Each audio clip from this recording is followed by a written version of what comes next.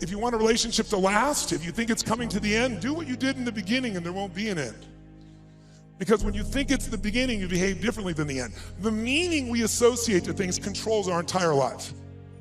It's not that your mother or father died that's giving you suffering. Certainly that's painful. It's the meaning you think it shouldn't have happened.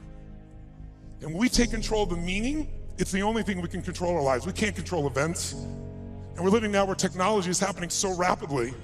It's magnificent what it does for our lives. But we all know with that technology, our psychology is not developing as rapidly. And as a result, the world's changing.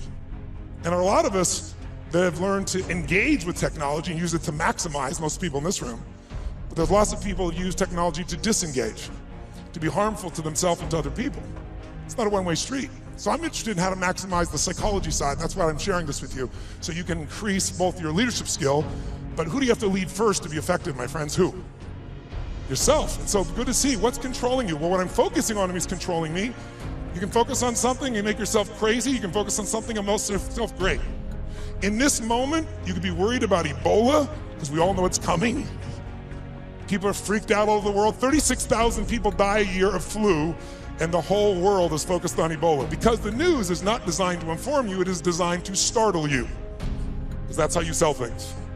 So if you let someone else take control of your focus, your life will be in someone else's hands.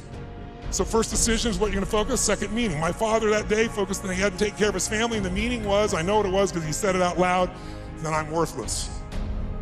And when you come up with a meaning, it produces an emotion. And if you and I wanna look at the quality of our life, there's only a way to find it. One way really, that's real. How do you feel every day? If every day of your life you got $1 billion and every day you feel guilty or angry, by the way, nothing worse than an angry rich man or woman, isn't there? You just want to slap them, don't you? How do you have the right to be angry?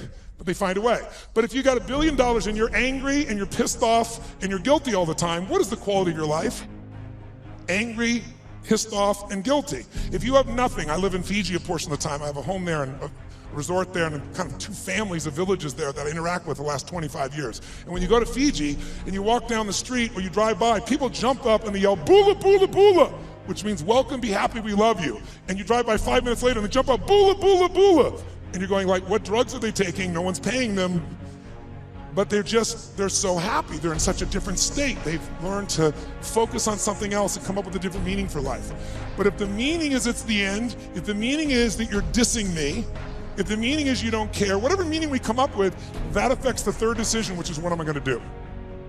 And what people do is based on the meaning, since the meaning creates emotion, right? You can be miserable no matter what you have, and you can be euphoric having nothing. We all know it's true. In fact, is it possible to learn to for example, all hell could be breaking loose around you, and you could just be sitting in a chair in this centered space, all hell breaking loose, and you could still feel great? Is that possible, yes or no? Yes or no? Sure, but you and I live in a Western culture. Well, if you sit and bliss out, people come and take your furniture. So we have to be good at not only controlling the internal world, but our external world. And that's shaped by what we do. And what people do is based on their emotions and also their role models.